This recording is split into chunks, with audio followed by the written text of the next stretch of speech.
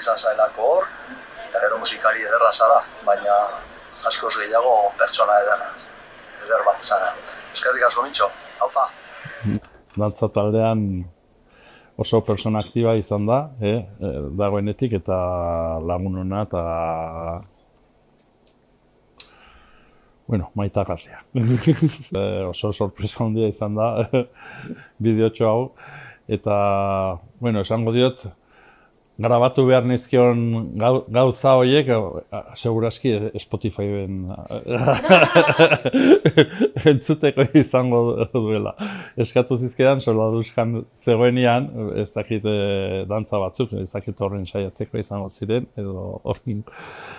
Eta oraindik horitzen da bera, bai, buruan sartu du. Angel, esan behar dut, segitu gola beti eta aktibo eta kantari eta alaia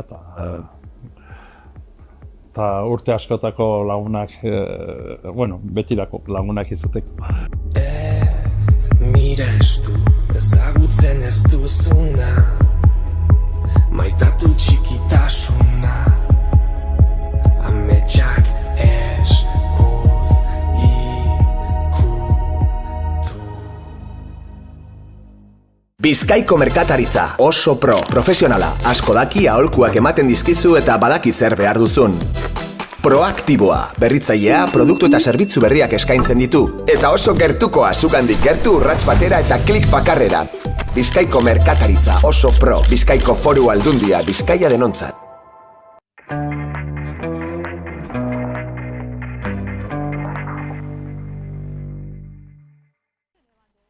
Bizkaiko Foru Aldundia, Bizkaia denontzat. Bidesarei dagokionez, San Mameserako sarbidetan Santa Ana tartea itxiko da, Montevideotik Donostia, Altamira eta Bentazarra hegoaldera, eta bypass bat egingo da Bentazarran Santanderrerako noranzkoan. Beraz, Santa Anatik Azortzirako noranzkoan ezingo da Altamirara sartu, eta behi 616 errepidetik ezingo da jarraitu Azortzitik Donostiarantz gaueko 10:00 goizeko 6 arte. Gainera, P8an Zornotzan errei mozketak jarraituko dute Gipuzkoarako noranzkoan gaur gaueko 10:00 bihar goizeko 6 arte. Informazio gehiagorako sartu bizkaia.eus atarian. Bizkaiko Foru Aldundia, Bizkaia denontzat.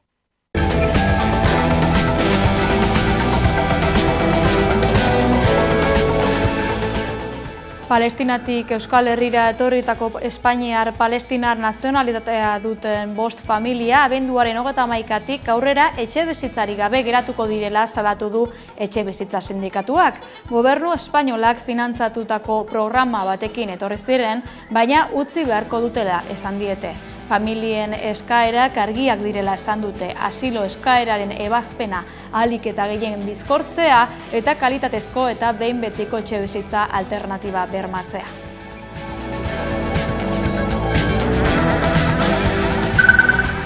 Joan den ekainean eman zuen Gure Eskuk ekimenaren berri Donostian eta gaur berretsi du Bilbon. Azaroaren 16an Euskal Herria elkartuko eta irudikatuko duen bideo maratoia egingo dute. Azaldu dutenez, bideoz sortutako kate erraldoi baten bidez, herri eragile, pertsona, proiektu eta beste hainbat talderen errealitateak erakutsiko dituzte. Bagara izena izango du ekinaldiak eta gurean 11 telebistan online zein telebistan ikusteko aukera izango da.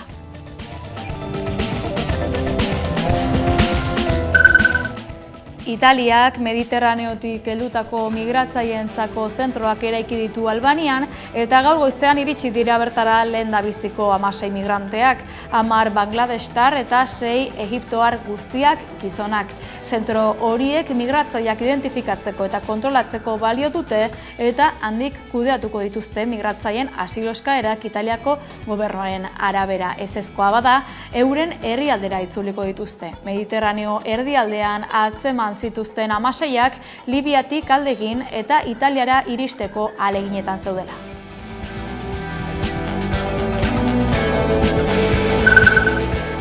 Aurten fokua euskal kulturaren hartzaile premian jarri nahi izan delako hartzea ematea da leloa aukeratu dute Durangoko azokaren 59. ediziorako. Abenduaren 5-etik 8 egingo den edizioak kartel ikusgarria izango du. Udatxo eta balu artisten kolax bat kulturaz lepo dagoen bihotz bat. Jakin badakigu euskarazko sorkuntza oso aberatsa dela, baina ez daukan nahiko hartzaile bere herrian. Hor dago premia momentu honetan, eta Durangoko azokak horri erantzuteko ahalegina egingo du. Azokara etortzea, ikustea, hartzea, kulturgintzari hauspoa ematea ere badelako.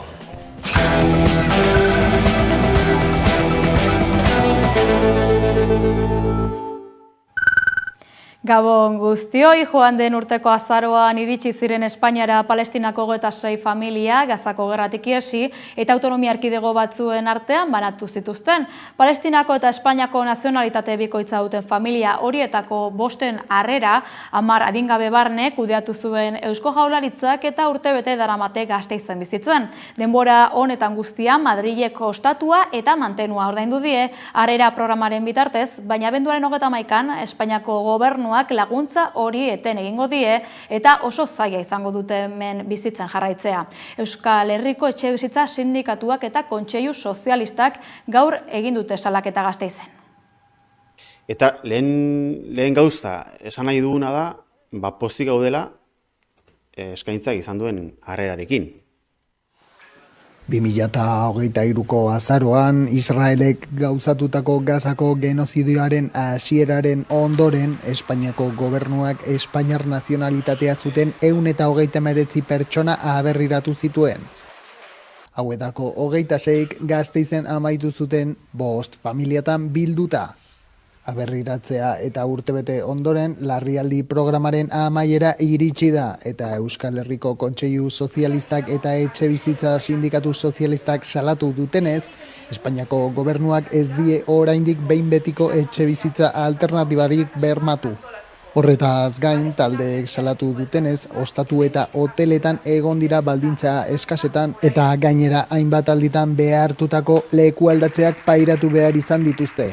Espainiako gobernuak Euskal Autonomia Erkidegoan duen ordezkaritzak ziurtatu duenez, inola ere ez dute inor etxetik kanporatuko. Urtarriletik aurrera, larrialdi programa luzatzeko aukera edo beste irten bide bat aztertuko dutela adierazi du gobernuak. Orain bai, etxebizitza gutxieneko soldata propioa eta zaintza horiek dira trantsizioko sozialarekin eta fiskalitatearekin batera, EH Bilduk, EAJari eta PSeri aurrekontuak babesteko egindako proposamen bateratuaren ardatza nagusiak. Peio Txandiano, aurretik ikusi ditugun irudietan azaldu duen bezala iritzi du posible dela gai horien inguruko itunak erdiestea, herri berdinzaleago baterako ezinbesteko oinarriak direlako eta elkarrizketarako egin die jeltzalei eta sozialistei politika publikoen aldeko ambizioa ere aurrekontuen bidez islatu dezaten. Eta lehen gauza esan nahi duguna da, pozik gaudela eskaintzak izan duen harrerarekin. Asko hitz egin da hontaz, azkenengo egunetan, eta pozik gaude uste dugulako elkarrizketarako aukera bat ireki dela. Eta guk determinazio osoa daukagu, aukera hori baliatzeko datozen egunetan.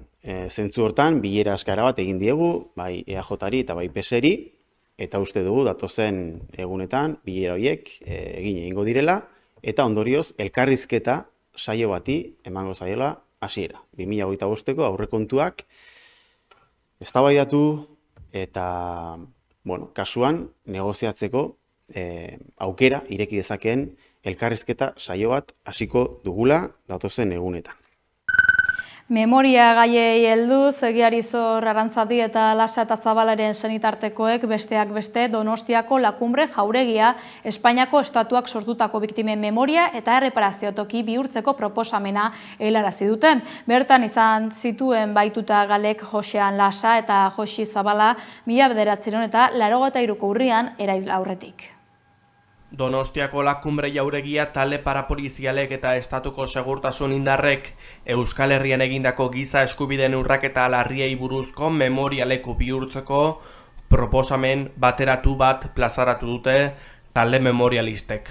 Horren atzean daude Egiari Zor, Arantzadi, Argituz, Mikel Zabal Zaherri ekimena, Berridatzi elkartea eta Josean Lasat eta Josi Zabalaren senideak. Egindako proposamenaren arabera, ikerketarako eta biktimen aitortzarako eta erreparaziorako gunea izango litzateke, baina batez ere, divulgaziorako gunea. Memoria demokratikoari buruzko legea jasotzen du Espainiako gobernuak Donostiako udalari emango diola lakumbre jauregia eta talde memorialistek bertan ahalik eta proiekturik inklusiboena egiteko proposamena ezagutzera eman dute. Estatu indarkeriaren biktimen tipologiarako proiektua dela azaldu du Pilar Garaialde Memoria Osoa elkarteko kideak eta ekarpena egingo diola behin betiko proiektua diseinatzeko ardura duten erakundeei, Eusko Jaurlaritzari, Gipuzkoako Foru Aldundiari eta Donostiako udalari.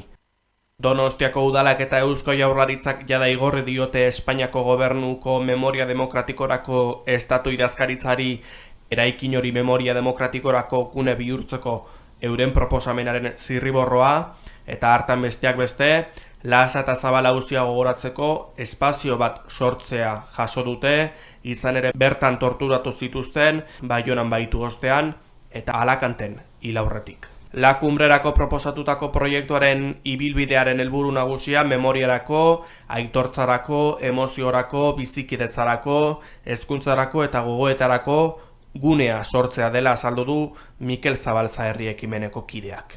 Txostenak ere jasotzen du gertatutako giza eskubideen urraketa guztien egia ezagutaraztea eta diktaduraren basakeria eta errepresioa erakustea besteak beste. Gainera, biktimentzako laguntza psikosozialerako gune bat izatea proposatu du.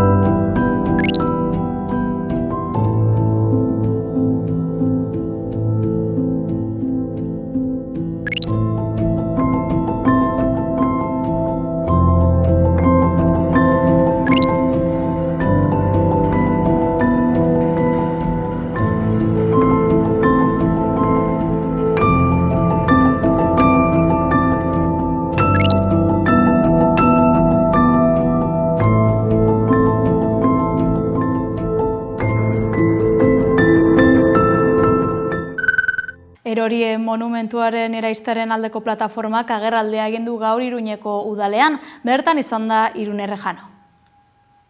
Erorien monumentua eraisteren aldeko plataformako kideak udaletxean bildu dira beste behin erorien monumentua eraistea eskatzeko. 2024. urte honetako otsailetik ekainera bitartean erorien monumentua eraisteren aldeko elkarte memorialisten plataforma hainbat erakunderekin harremanetan jarri dira haien jarrera azaltzeko eta eraispen hori gauzatzeko behar diren urratsak emateko eskatzeko. Memoria demokratikoaren legeriak agintzen duen bezala. Soberan igaro direnez, legerian aurreikusitako epeak Iruñeko udalak jabe gisa borondatezko eraispena egin dezan, erorien monumentua eraisteagatik elkarte memorialistek administrazio izapideekin hastea erabaki dute. Udalari eraispen hori legez eskatzeko. Erorien eraispenaren aldeko elkarteak udaletxean elkartu dira, Iruñeko udalari eta Nafarroako gobernuari monumentua behingoz eraistea eskatzeko. Horretarako, talde memorialistek adierazi dutenez, Iruñeko udaleko erregistroan administrazio prozedurasteko eskaera aurkeztu dute, legeak agintzen duen bezala. Eskaerarekin batera, hirigintza txosten bat aurkeztu dute, eskaera horren bideragarritasuna bermatzeko.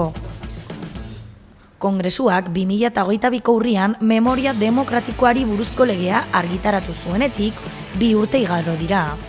Adierazi dutenez, denbora horretan, naiz eta legeak ikur frankistak diren eraikinak kentzeko agintzen dien, Iruñeko udalak ez du inolako erabaki administratiborik hartu legezko agindu hori betetzeko.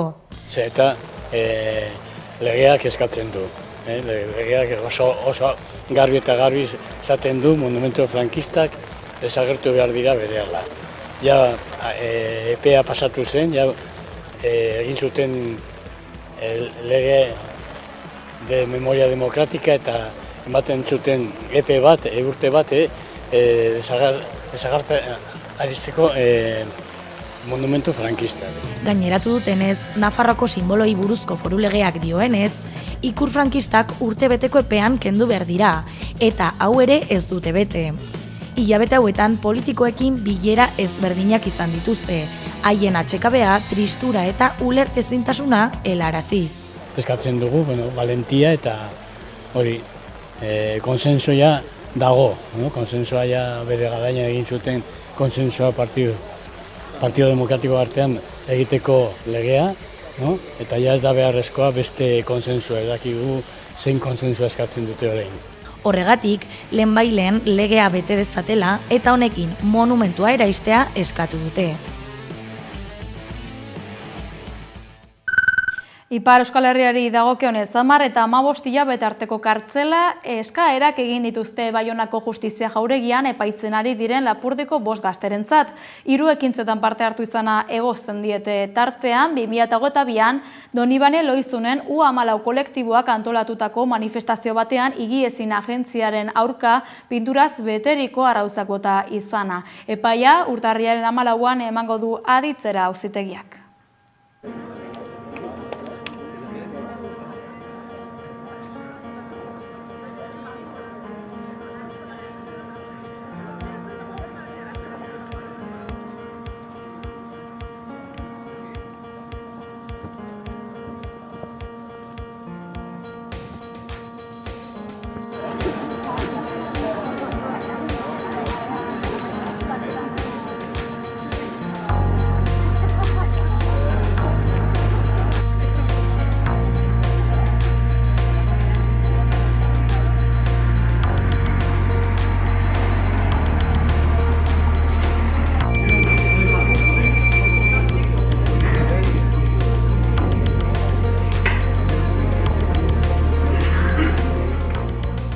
Ongi joan da, erantzuna ukango dugu urtarrian, beraz ez dute gaur eman, zergatik gauza asko aipatu direlako, nulitate asko aipatu ditugu, prozedura ez dela ongi egina, beraz prozedura ezabatu behar dutela arrazoi ezberdinengatik, eta tribunalak pentsatu behar du horrengan, beraz horregatik ere ez dute gaur erabakia eman, zai gaude. Prozedura honetan ikusten dugu informazio zerbitzuak egon direla inkesta batzuk egiten, eta horretan basatua dela, eta guko esaten dugu hori ilegala dela.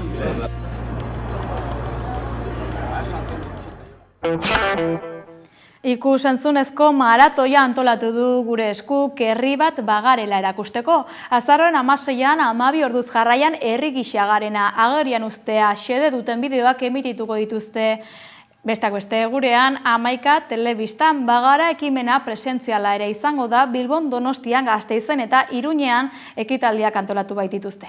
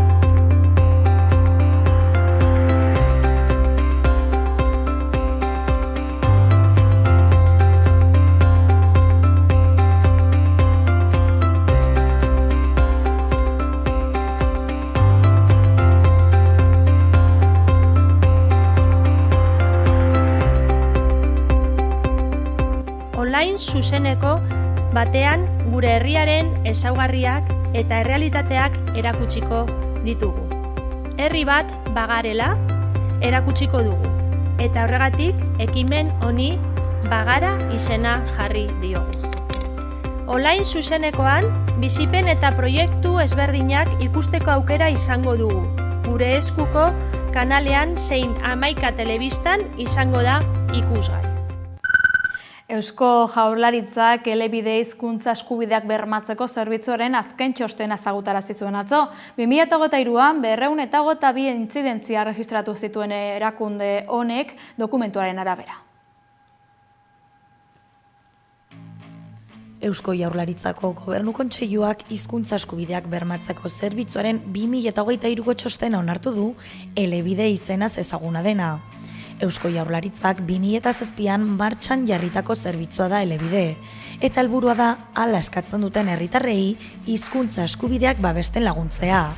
Lehen urteetan erreklamazio kopuruak gorako joera izan bazuen ere, apurka-apurka behera egin dute horiek. Txostenaren arabera, 222 intzidentzia erregistratu zituen 2023an, eta horietatik 176 izapidetu ziren, azken 6 urteotako daturik baxuena. Kexen 88,8% euskara erabili ezinaren ondorioz jarri zituzten herritarrek. Soilik 2 kasutan gaztelaniarekin lotuta egon zen eskubide urraketa. Kexa gehienak esparru publikoan gertatutako eskubide urraketak izan ziren, 91,3%. Iardi administrazio orokorrean eta besteak tokiko administraziokoak. Iazko datuekin alderatua, igoera bat egonda hemen. Kexen tipologiari dagokionez, gehienak 59 idatzizko harremanetan gertatzen diren urraketekin lotutakoak izan ziren. Ahozko harremanetan izandako urraketekin zerikusia duten 53 kexa ere jarri ziren, eta hizkuntza paisaian antzemandakoarekin beste 53. Urraketen gainerako kexa gehien jaso zituen erakunde publikoa Osakidetza izan zen, alde handiarekin, 26 izan ziren guztira. Atzetik Euskotren. Eusko Jaurlaritzako saietan, gobernantza eta autogobernu saiak jaso zituen kexa gehien. Gehienak Bizkaiko udaletan eta haren menpeko erakundeen funtzionamenduaz ohartarazteko jarri ziren, 58 guztira, igoera bat izan da hemen. Inoizko erreklamazio gehien 2015an erregistratu ziren, 789. Ordutik berako joera argia izan da. Euskal Autonomia Erkidegoko Auzitegi Nagusiko gizarte arloko salak gehiengoz Flexis enpresa 300.000 euro ordaintzera kondenatu du amiantoaren ondorioz sortutako biriketako minbiziaz hiltzen emakume baten alabari. Euskal Autonomia Erkidegoko Auzitegi Nagusiak amiantoak sortutako minbiziarengatik hildako emakume baten alabari kalte ordaina ematera gaitzetsi du Flexis enpresa. Batura, 303.406 eurokoa izan da. Amiantoaren biktimen Euskal Elkarteak egindako ohar batean azaldu duenez, 1976tik 2007ra Flexis S.A. enpresan amiantoren eraginpean lan egin zuen emakumea, pleurako minbiziaren ondorioz hil zen 2022an. Gizarte Segurantzako Institutu Nazionalak 2022ko azaroan ebatzi zuen emakumearen pleura lesioa gaixotasunaren ondorioz zela. Erabateko ezintasuna aitortuz eta osalanek egindako ikerketaren txostena babestuz. Elkartearen esanetan, fabrikan amiantoa izuritzen zuten produktuak erabiltzen ziren, emakumeak produktu hauek manipulatzen zituelarik. Kalte ordainen demandak kalte material eta moralengatiko eskaerak eskatu ditu, Auzitegi Nagusiaren erabakiak zati batean demanda onartu badu ere, gaixotasunaren eta amiantoaren esposizioaren arteko loturari buruz zalantzak dituela jakinarazi du. Magistratu batek halaber zalantzan jarri du osalanen txostenaren baliozkotasuna, amiantoaren esposizioari buruzko froga erabakigarririk ez dagoela iradokiz. Amiantoaren biktimen Euskal Elkarteak beraldetik positibotzat jo du epaia. Izan ere, segurtasun neurririk ez izatea leporatu dio Flexis enpresari, eta biktimenganako iseka salatu du.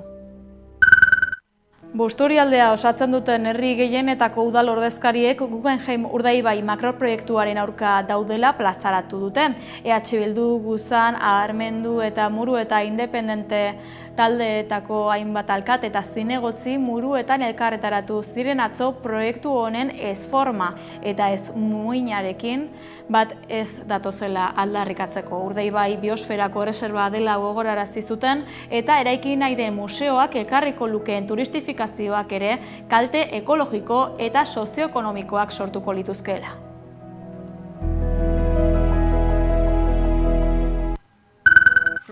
Euskal Autonomia Erkidegoan ikasturte honetatik aurrera unibertsitatera sartzeko gauzatuko den azterketa eredua datorren asterako prest egongo dela jakinarazi zuen atzo Begoña Pedrosa hezkuntza sailburuak. Pedrosak formatu berriaren eraketa Euskal Herriko Unibertsitatearen esku dagoela aipatu zuen eta diseinu berriak aldaketa gutxi izango dituela oraingo bertsioarekin alderatuta.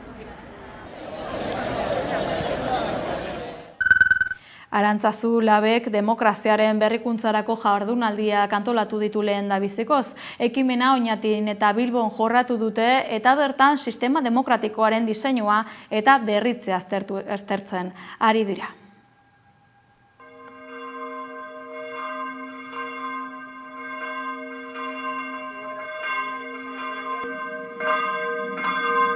Arantzazu Lab demokrazia berrikuntzaren inguruko jardunaldiak egiten ari da Bilbon eta Arantzazun.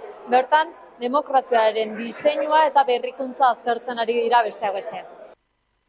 Demokraziaren berrikuntza jardunaldien lan edizia antolatu dugu aurten. Askotariko adituen eskutik garatuko diren egunak izango dira, nazioarteko hainbat herrialdetatik etorri diren adituak, baita bertako adituak, eta demokrazian sakontzen hemen Euskal Herrian ari diren askotariko eragileak. Helburu ezberdinekin planteatzen ditugu, batetik gaia eztabaida publikoan jarri nahi dugu. Uste dugu importantea dela bizi dugun garaiotan, demokraziaren krisiaren garaiotan, eta hainbat jarrera autoritario eta herritarren ezinegon eta ikusten ari garenean gaia agendan jartzea eta eztabaida publikora eramatea. Baita ere nazioarteko inspirazioa jaso nahi dugu, zeko interesgarriak ari direlako gertatzen nazioartean, hain zuzen ere kezka berari erantzuteko. Arantzazu Laben lanarekin ere lotu nahi dugu, hau jartzeko Arantzazu Laben lana gizarteratzeko, eta guk egiten ditugun eztabaida horietan kokatzeko Arantzazu Labetik egiten ari garen lana, eta bestalde gogo eta partekaturako espazioa sortu nahi izan dugu. Jardunaldi hau jarri diegun lema izan da berrikuntza eta diseinua, demokrazian sakontzeko egungo erronka konplexuen testu inguruan. Hain zuzen ere guk uste dugu berrikuntzaren behar aldirrikatzen dugulako, uste dugulako demokrazian sakontzeko gobernuek behar dituztela ikuspegi eraldatzaileak, ikuspegi berritzaileak, eta batez ere behar dituztela gizartearekin eta herritarrekin lankidetza eredu berriak. Eta aldarrikapen hori egin nahi dugu, horretarako lehenengoko hitzaldiak gai horien inguruan joan ziren, nola egin egungo demokrazia ordezkatzailea beste demokrazia eredu batzuekin deliberatiboekin osatu, ordezkatu gabe osatu, eta nola zenbateraino berrikuntza esperientzia ezberdinak balio dizaguketen herritarrei eta gizarteari beste rol bat ematen. Agendan eragiten diguten gai garrantzitsuen inguruan. Diseinuaren gaia ere abiatu zen, diseinua disiplina bezala hemen ez ezaguna da, baina berrikuntza marko asko, erronka konplexuei erantzuteko berrikuntza marko asko ardatzean dute diseinuaren disiplina. Eta hortarako aditu bat ekarri dugu Londrestik, eta guk geuk ere, gure lan egiteko modua eta gure printzipioak diseinuan, demokraziaren berrikuntzaren diseinua deitu dugu metodologian hartzen ditugulako. Bigarrengo egunean, demokrazia aro digitalean izango da gai nagusia, eta izan ditugu hitzaldi oso interesgarriak Taiwandik eta Madrildik etorri diren aditu ezberdinengandik, teknologia berriek, teknologia digitalek, batez ere demokrazia inklusiboagoak egiteko, ematen dizkiguten aukerei buruz aritu dira, baita arriskuei buruz ere, eta benetan interesantea izan da, Taiwan bestelako herrialde eta gobernu alor honetan, teknologia digitaletan eta gobernu digitalean horrelako esperientziak ezagutzea. Orain Arantzazu Laben lanarekin lotuko dugu hori, eta gurekin lanean ari diren unibertsitateko ikerlari eta berrikuntza profesional ezberdinekin elkarrizketa panelak izango ditugu. Eta hirugarrengo egunean berrikuntzarekin jarraituko dugu, kasu honetan berrikuntza sistemikoa, eta demokrazia era berriei, edo hurbilpen berriei bide emango diegu, adibidez demokrazia deliberatiboa, hain zuzen ere demokrazian sakontzeko bide bezala eta beste hainbat aditu izango ditugu. Ona langileekin loturiko datu esanguratsua, Hego Euskal Herriko 80.000 langile baino gehiago bizi dira pobrezia egoeran. Horixe dio Oxfam Intercomonen azken ikerketak.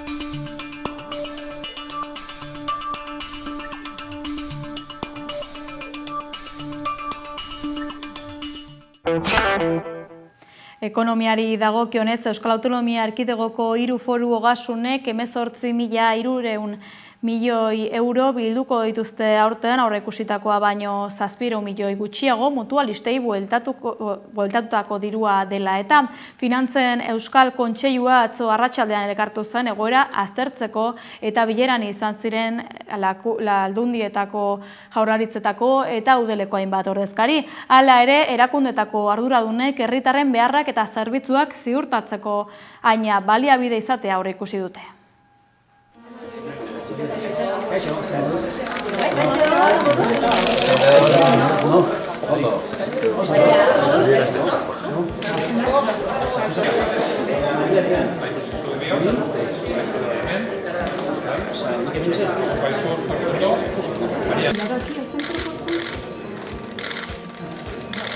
Alde batetik, 2024ko zerga bilketaren itxiera aurreikuspena apur bat handitu da 2023tik. Naiz eta pentsiodunen itzulketek eragin nabarmena izan duten. 3 lurraldetarako 800 milioi inguruko. Horrekin guztiakin, gaurko bileran 2024ko diru bilketaren likidazioaren aurrekospena onartu dugu. 18.301 milioiko. 2025erako zerga itunduen ondoriozko diru bilketaren aurreikuspeni dagokionez, uste da foru aldundiek 2025ean 19.618,6 milioi bilduko dituztela zerga itunduen bidez. Eta foru aldundiek Eusko Jaurlaritzari egingo dizkioten ekarpenak berriz 13.200 milioikoa izango direla 2025 urterako.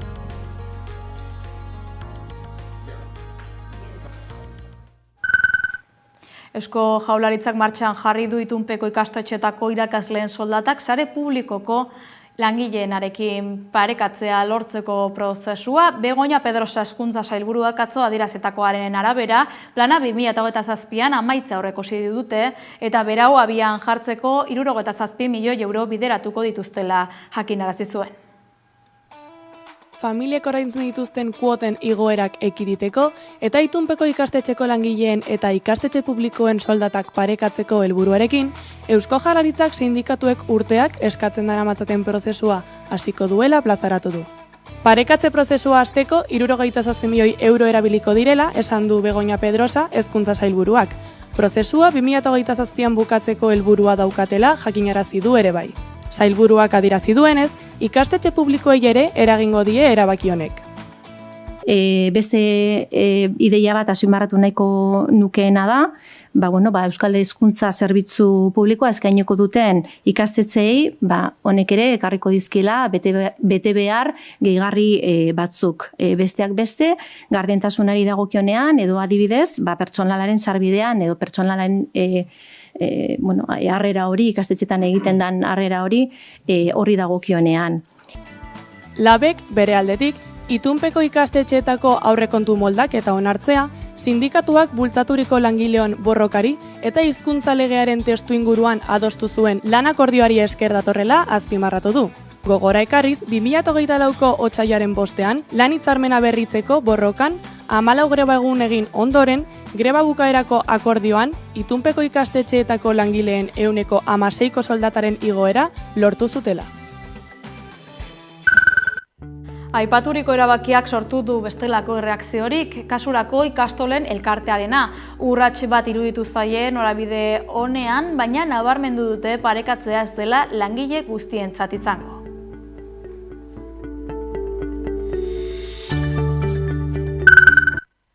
650 langileri eragingo dien Masorantzeko lan erregulazioko espedientearen akordio aurrera atera da UGT eta FETiko sindikatuetako ordezkarien aldeko botoekin eta Komisiones Aurrerasko ordezkaritzaren kontrako botoarekin gaur Madrilen egindako negoziazio mailaren azken bileraren ostean. Enpresak proposatutako baldintzak apur bat aldatu ostean itxi dute akordioa UGTko iturriek jakitera eman dutenez. Jose Antonio Jainaga Sidenor enpresa bizkaitarreko presidenteak Ribabellosan lantegia duen talgo konpainiako akzioak eroste aurreikusi duela jakinarazi du baldin eta ekimen horrek talgoren euskal sustraiak mantenduko baditu. Eusko Jaurlaritzari aditzera eman dio jada Sidenorrek industria bazkide izateko proposamena. Sidenor Bizkaiako enpresako presidenteak Jose Antonio Jainagak Riba Bellosan lantegia duen Talgo enpresako industria bazkide moduan sartzeko interesa adierazi dio Eusko Jaurlaritzari. Negoziazioak hasi dira dagoeneko Talgoko akzioen 30% baino gutxiagoren jabe den Trilantic funtsarekin. Funts estatubatuarraren akziodun izateko irteera errazteko hain zuzen. Eusko Jaurlaritzako bozeramaileak eta gobernantzako sailburuak Maria Ubarretxenak adierazi duenez, Eusko Jaurlaritzak industria bazkide baten beharra argi ikusten du, eta industria plana aztertu eta lagunduko du ala badagokio. Euskadiko industriaren eta Euskadiko enpleguaren alde egiteko helburuarekin.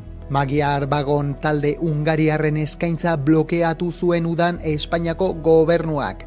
Taldeak 617 milioi euro eskaini zituen Talgoren akzio guztien truke, 5 euro akzioko hain zuzen. Jainagaren erosketa interesaren berria jakin aurretik akzio bakoitzak 3,32 euroko balioa zuten. Hau jakinean egon eta 2 egunetara ordea ia 10% igoera izan dute Talgoren akzioek. Europar Batasuna ultraeskuinak proposatutako hainbat neurri martxan jartzen dabilela dirudi migrazioari dagokionez. Izan ere, pertsona migratzaileentzako deportazio zentroak eraiki ditu Italiak Albanian, Mediterraneoan erreskatatutako pertsona atxikitze zentro hauetara bideratu dituzte.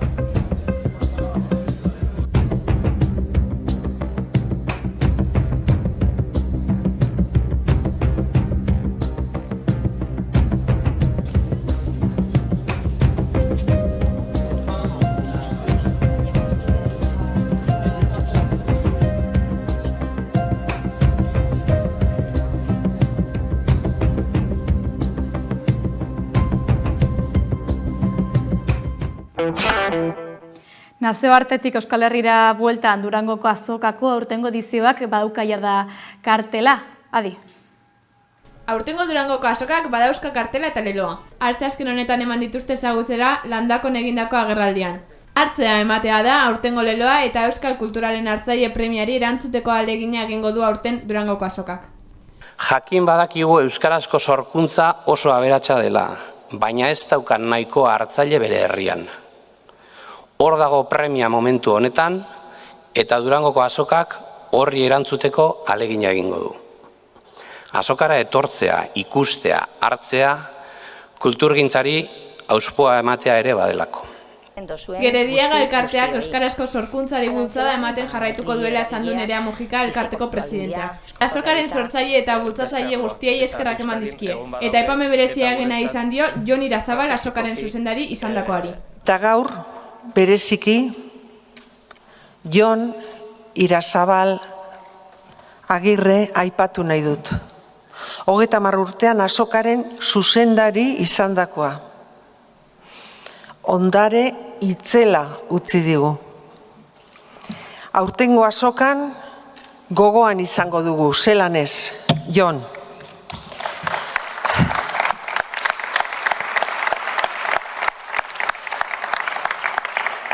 Aurtengo azokaren kartela hainbat ikuspuntutatik berritzailea dela esan dute. Hasierako ametsak marrazten joan gara urtero, eta begira zelako irudia sortu dugu. Koloretsua, anitza, indartzua eta ederra. Benetan ere, holazi, ez da gizurrik, benetan, holazi. Iaz esaten genuen bezala, fantasia hutza. Udatxo eta balu artistek egin dute aurtengo kartela, eskulanari garrantzia emanez. Hartzea ematea da lema abiat puntu gisa hartu genuen, eta honi buelta asko eman ondoren, pentsau genuen esku batzuk irudikatzie, alde batetik hartu emanakin zerikusixe handixe daukelako, eta bestetik baluketanik eskuk ibiltzetxeolako artelanak eiteko. Durangoko azoka abendaren 5etik 8 egingo da. Landako gunetik Hernanira gaur goizean aurkeztu baitute herrian Ariak zinemaldiaren 10. edizioa. Tira, esan bezala, Ariak edizioaren 3. edizioa da hau. Esan dut, lankidetza sailak antolatzen duela. Urte luzeak daramagulako Hernanin sentsibilizazio ekintzak antolatzen, munduko egoera ezberdinei ahotsa emateko. Eta duela 2 urte pentsatu genuen aukera hobea zela, oihartzun gehiago izango zuela zinemaldi formatua ematen bagenien dokumental hauen proiekzioari. Eta ikusten duzuenez, 3. edizioa dugu eta funtzionatzen duen seinale. Gure helburua da munduko errealitate ezberdinak ezagutaraztea eta hoien aurrean errealitate horietan antolatzen diren erresistentzia historiei ahotsa ematea.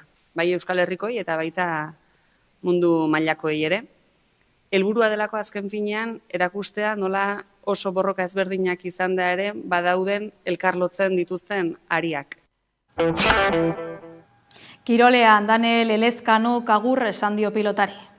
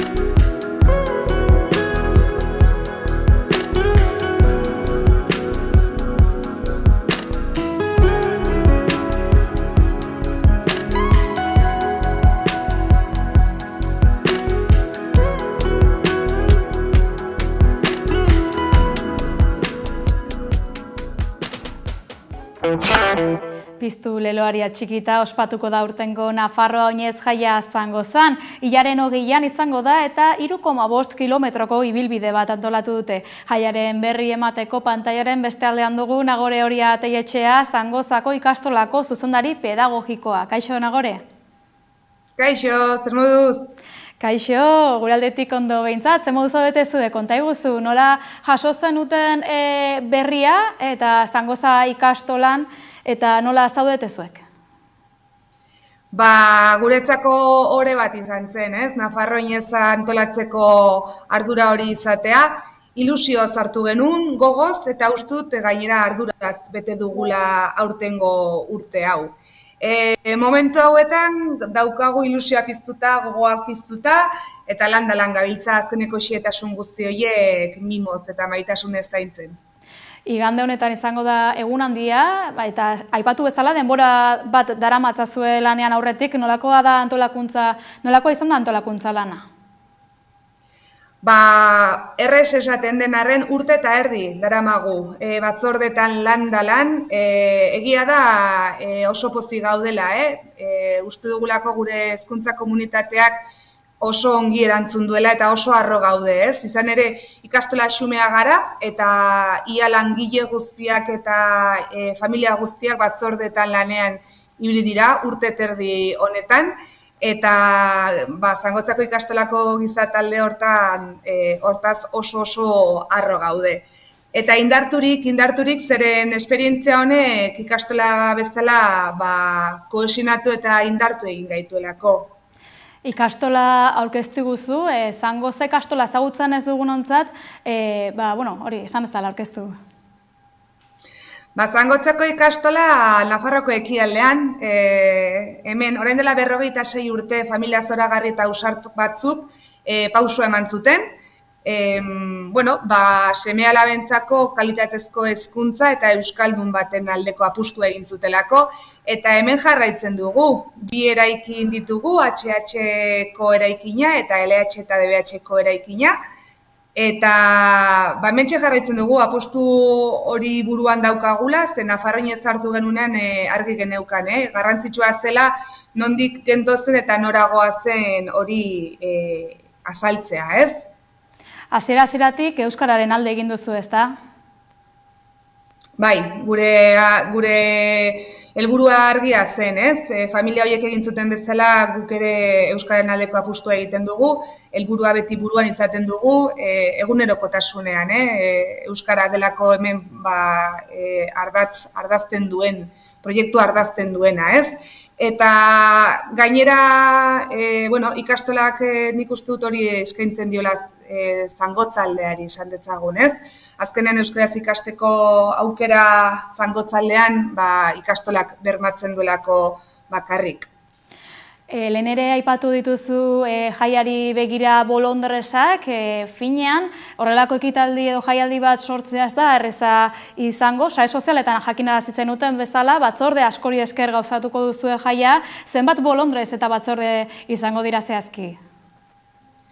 Lehen esan bezala ez, ikastola txikitxoa gara gu, ez, 121 familia eta 27 langileko osatutakoa, ez.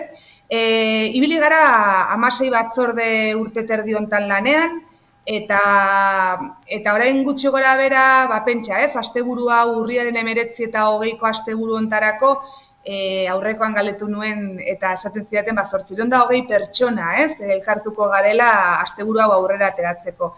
Izan ere guk ilusioa piztuta, gogoa piztuta daukagu, baino eskuak behar ditugu, ez, eta hor nabarmenki aipatu nahiko nuke, Nafarroko ikastolen sareak eskaini digun babesa, beste 14 ikastolei esker atera dezakegulako asteburu hau aurrera, eta oinez txokoa San Ferminetan atera genuen moduan, ez?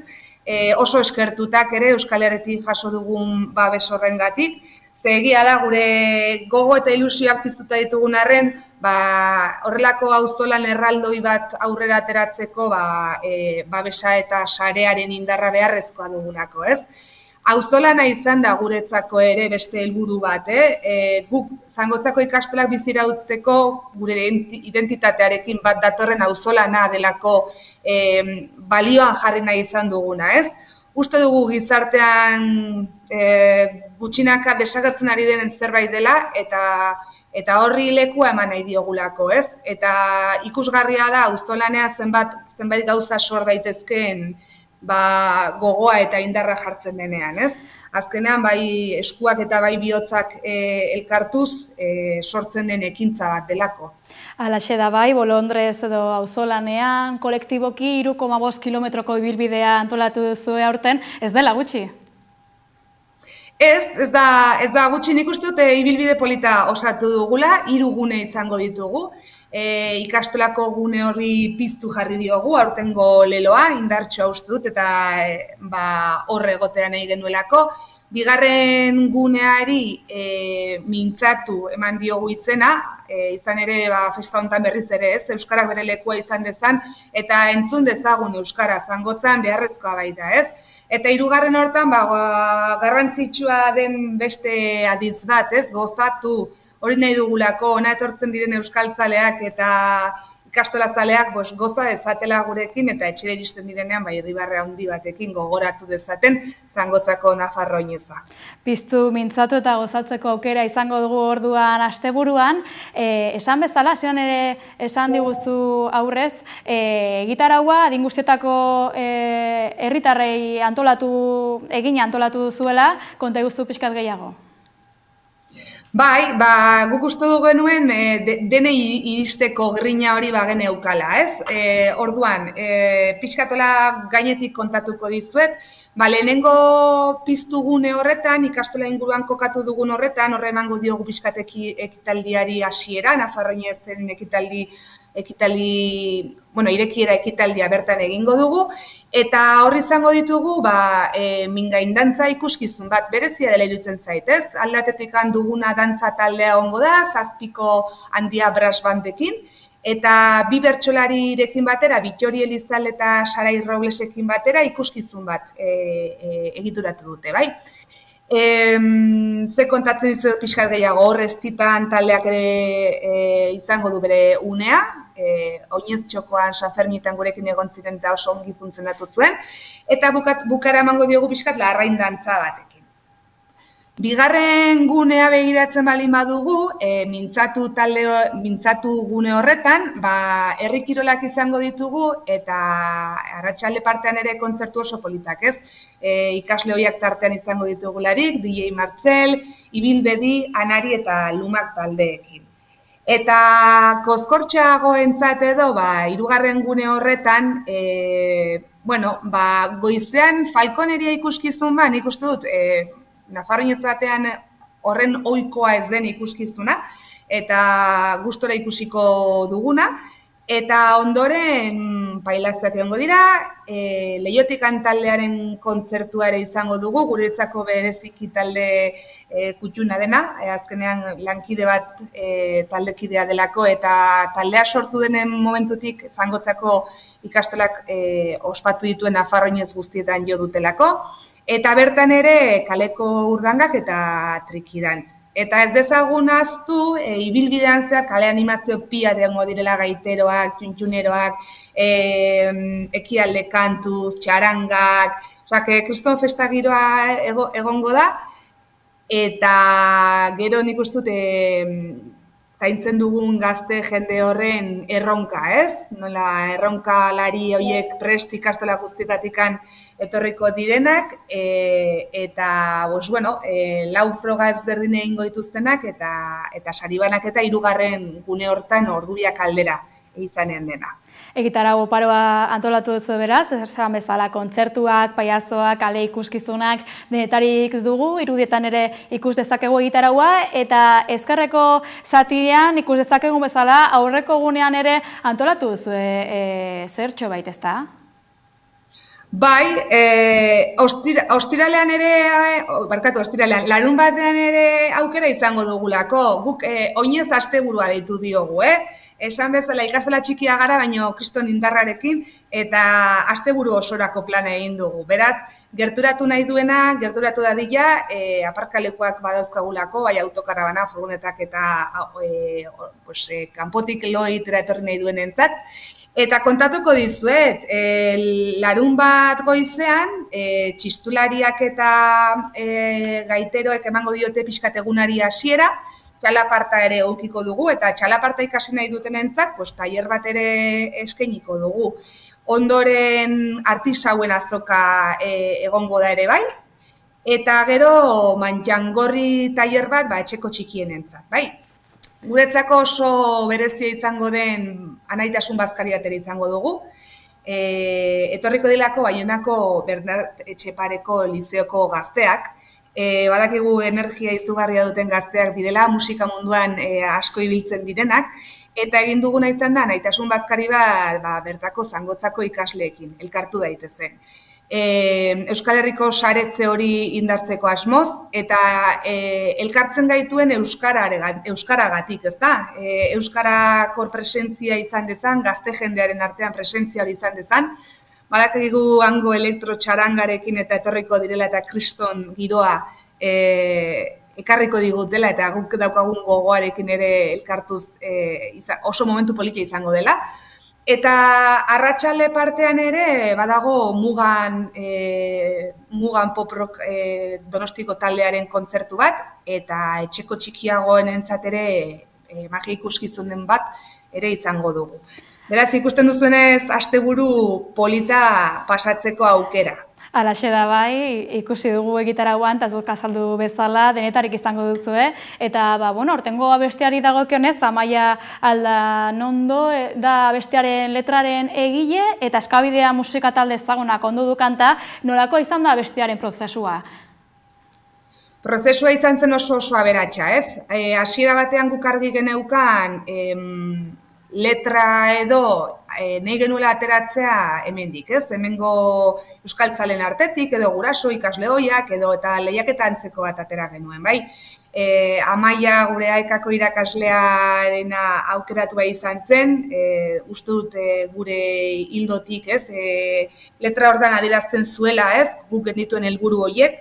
Eta orduan hasi ginen Eskabidenekokin lanean, oso prozesu polita izan da, bereik nahi zuten parte hartzeoa ikasleen aldetikan, bideokliparen grabaketan ere ibili gara Lameirorekin, eta berak ere, zinegilea izan da, berak ere oso argi zuen, Marinak oso argi zuen, ikasleak protagonista nahi zituela, guk ere hortik tira nahi genuen, eta orduan izan da, auzolanean, bai Amaiarekin, bai Marinarekin, bai Eskabideneko taldekideekin, auzolanean sortu dugun zerbait, eta ikasleentzako izan da oso polita, eduki dute aukera Marinarekin zine tailerrak bizializateko hemen ikastolan, eduki dute aukera ere Andoaingo estudiotara joan eta han musika grabatzeko prozesu guzti hori bizitzeko aukera, eta nik uste dut hori bereintzako, bereien motxilatxoan gordeko dute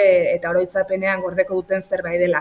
Eta ikusi balin baduzue, eta bestela sartu interneten leku askotan daukagula, YouTubeen bertan, eta sartu eta gozatu. Nik uste dut Bai, laster izango dugu, barkatu moztearren, laster izango dugu aukera bideoklipa ikusteko.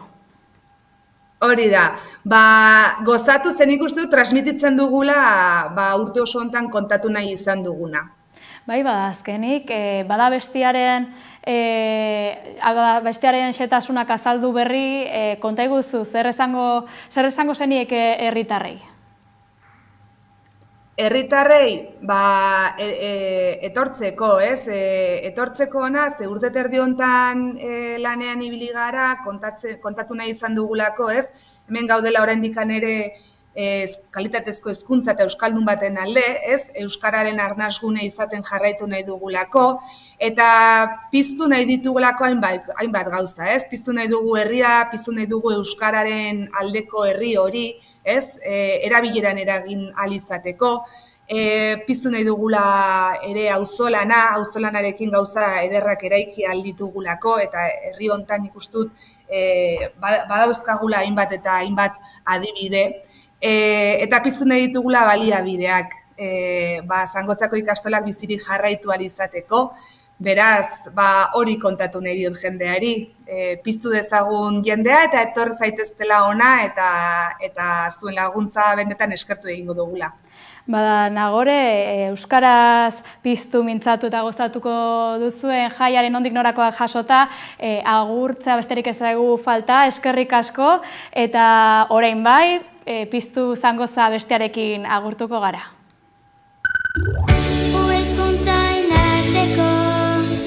Ertzetik eraikitzeko Zangozako ikastola